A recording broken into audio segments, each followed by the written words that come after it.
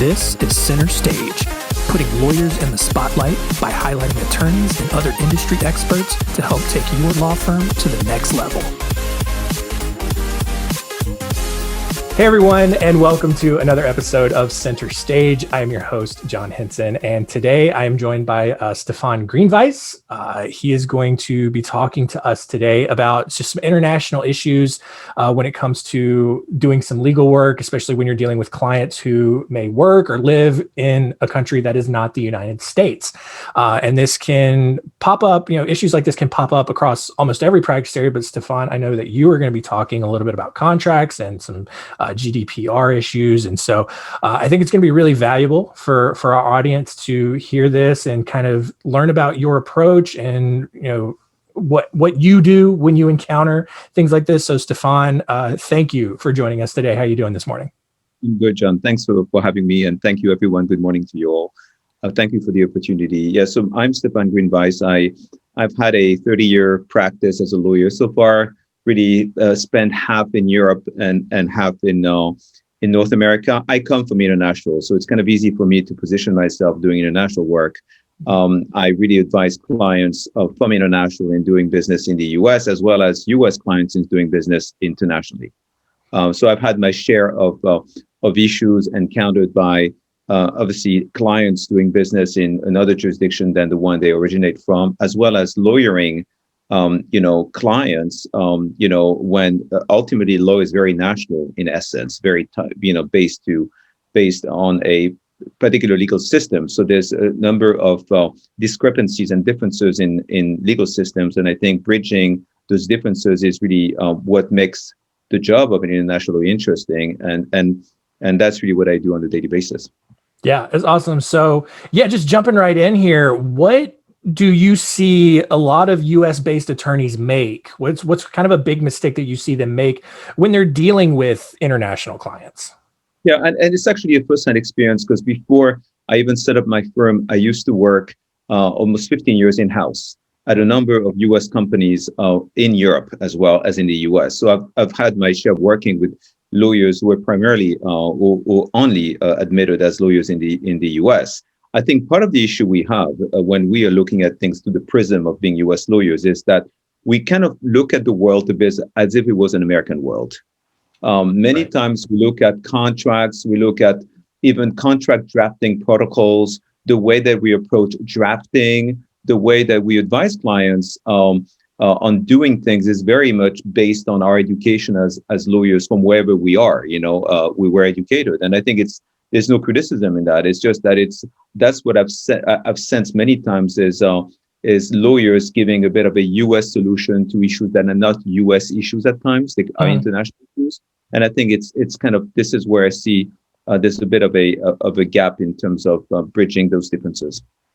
Yeah. And so, it's that I may be getting on a soapbox here a little bit, but it's that sort of American ego that we have where we kind of just assume that our way is the best way. A lot of times we don't even think about the fact that, maybe other countries do things differently.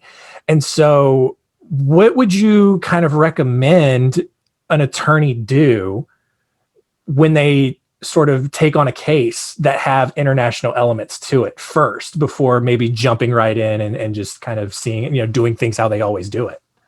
I think just being conscious of the differences they are in not just the contract drafting style, but also differences in just the legal systems.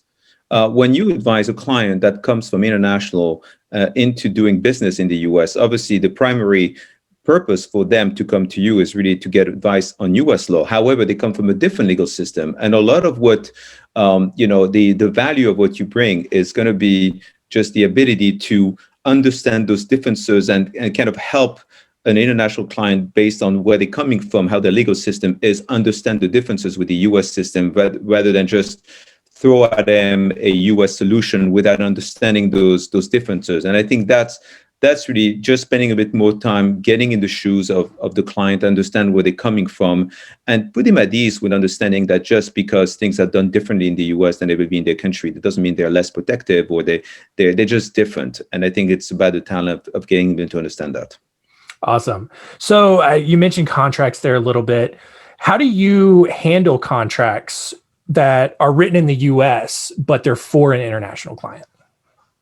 Well, I mean, the one of the things I always try to do is, and I'm involved in a lot of localization work where, I have a client coming from, I don't know, like the UK or Italy, and they come from a legal system that is different. They have certain contracts that are drafted, under their local legal system laws, and understanding what those, contracts are and how to translate that culturally into a US contract without losing the essence of what the client is trying to do under the legal system to cover themselves by contract, I think is really what needs to happen, as opposed to totally taking the US model in a way in isolation from, I do, from where they're coming from. I obviously do a lot of US advice as well as foreign advice being admitted on both sides of the Atlantic. And so a lot of my work is equally about advising under US law clients coming from international, as much as advising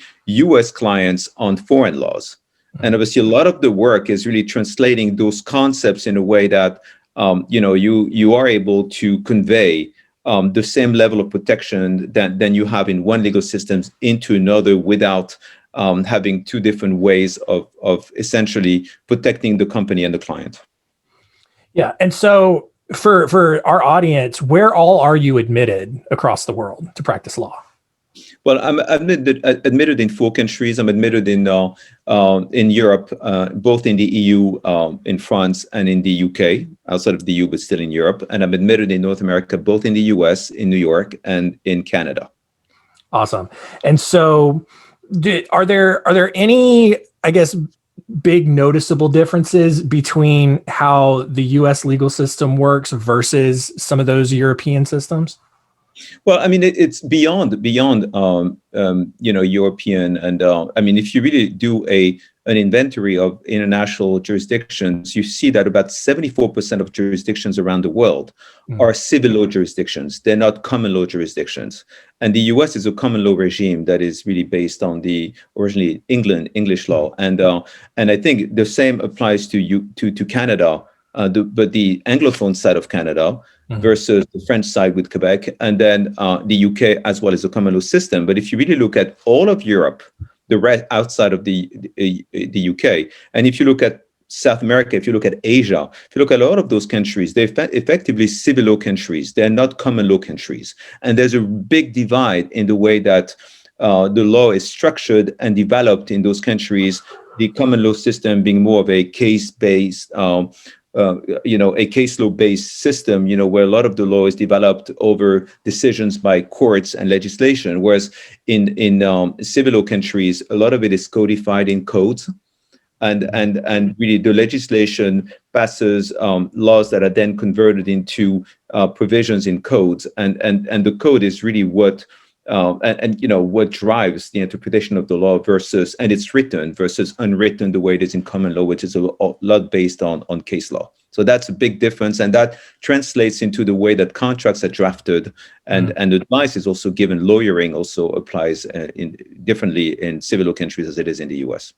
Well, yeah. So, I mean, all I'm hearing, and I mean, I'm not an attorney, but I've been around the legal world, but I am hearing that, I mean, there's just a lot of things to consider when you're bringing, other countries' legal issues or legal systems into, a US-based case, or, maybe someone's coming from another country and they've got a legal issue, and there's just so many different things that you need to consider. Do you think US-based attorneys should consult with other attorneys who have international experience like you when they're drafting these contracts, just to make sure that, not only they're protected, but maybe their clients are protected, or maybe that everything is being explained properly?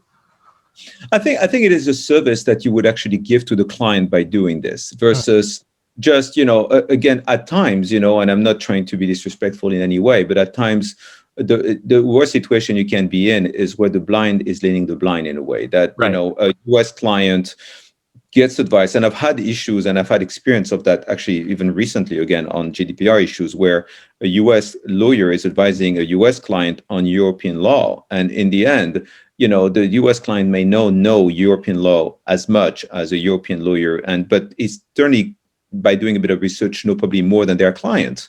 And between the two of them, they may think that this is actually a great way to have a relationship on the professional side. And I think in the end, being able to bring in expertise into the mix when you're advising your clients, so your client knows that in the end you have their best interests at heart, and you're able to, whenever you don't feel comfortable enough giving advice in foreign law, you are bringing in experts that can help. I think it's ultimately altogether a service to the client. And I think it also helps in a way the US clients develop a bit more of an expertise on foreign laws, which they can help the next time around when they have a different client having similar issues. Awesome. And so great transition here. It's almost like we've kind of talked about this beforehand. But you mentioned the GDPR stuff. I know that when a lot of the big revisions were made, I think probably 2019, we had a lot of our clients asking us about how that affected their marketing and stuff. And I know that there's a lot more to it than that. But how do you advise your US clients on those GDPR rules? Well, I mean, GDPR is an interesting piece of legislation because it's the product of a compromise between a number of countries in the EU around what should be the kind of level playing field regarding privacy in the EU. It's extraterritorial, so it does impact companies. It does impact even law firms who are clients in the EU and collect data from those clients.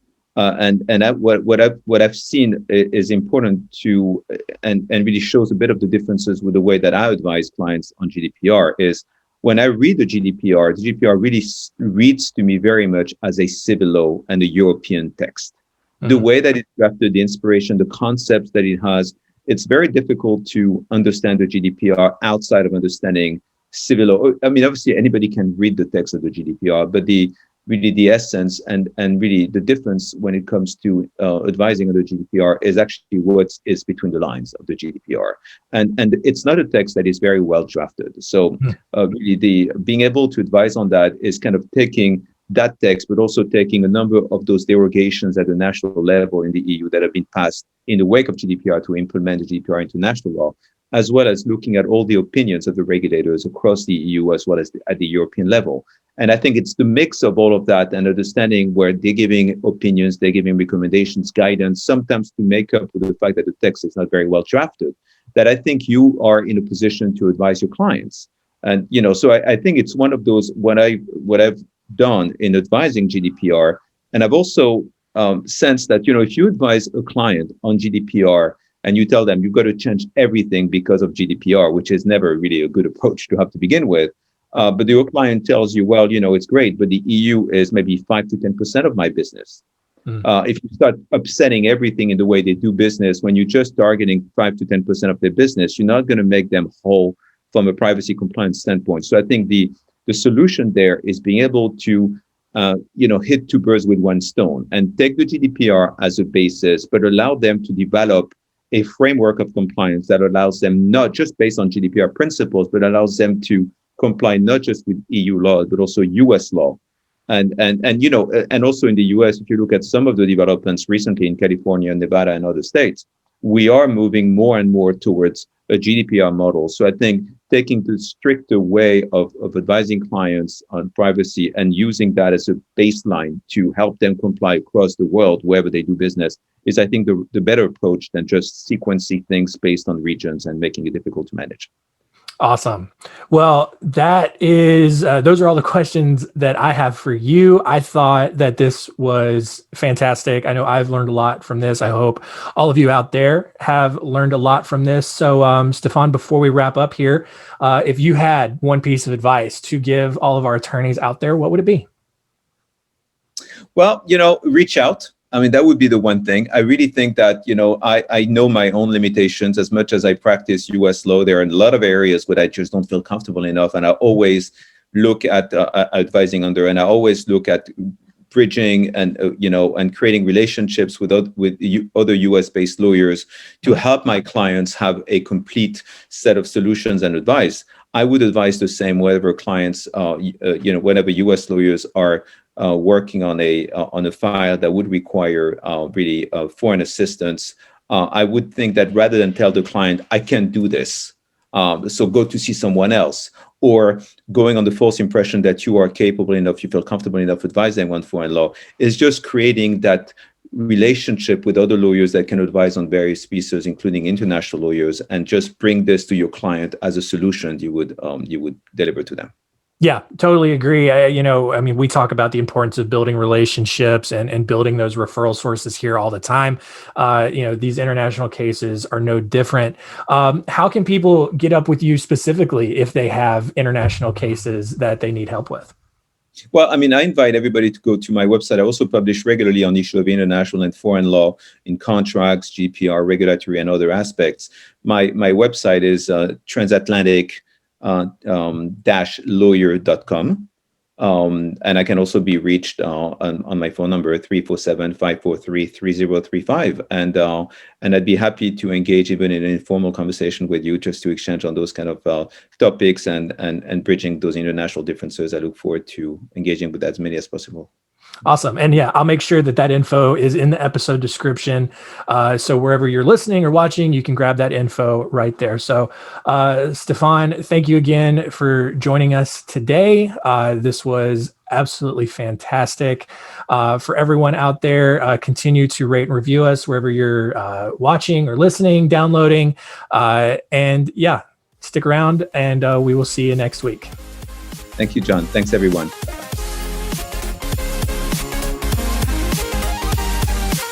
Thanks for listening.